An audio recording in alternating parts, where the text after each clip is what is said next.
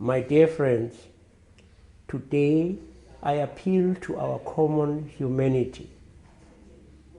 The proud ideals of the United Nations are equality, dignity, and respect for all, a goal that unites us across our great diversity.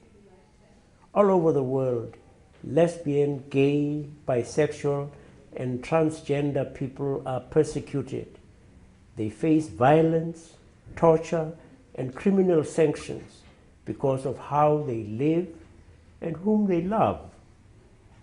We make them doubt that they too are children of God.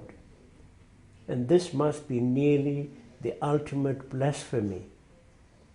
In South Africa, we struggled for years against the evil system of apartheid that divided human beings, children of the same God, by racial classification, and then denied many of them fundamental human rights. Thankfully, the world supported us in our struggle for freedom and dignity. I am proud that in South Africa, when we finally won the chance to build a new constitution, we included sexual orientation in our laws because we knew from our bitter experience that an injury to one is an injury to all. Once again, however, people are being denied fundamental rights and freedoms. Gay men have been jailed and humiliated, transgender people attacked, lesbians raped. Our lesbian and gay brothers and sisters across Africa and elsewhere are living in fear, and they're living in hiding, away from care, away from the protection the state should offer to every citizen, and away from health care, when all of us, especially Africans, need access to essential HIV services. This wave of hate must stop. Sexual orientation, like skin color, is a feature of our diversity.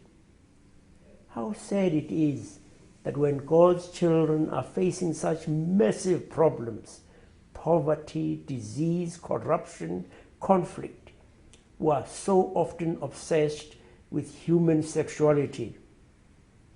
Is there not already too much hate in this world without also seeking to persecute those who love? Gay, lesbian, bisexual, and transgender people are part of so many families. They are part of the human family. They are part of God's family. And of course, they are part of the African family. You at the United Nations have a particular role to play. You have a responsibility. Whenever one group of human beings is treated as inferior to another, hatred and intolerance will triumph. Lesbians, gays, bisexuals, transgender people, they are our sons and daughters, our family and friends, our colleagues and co-workers. They are equal members of the human family whose rights you have sworn to uphold. Those who face hatred, violence, and criminal sanctions look to you for leadership. They look to you for protection.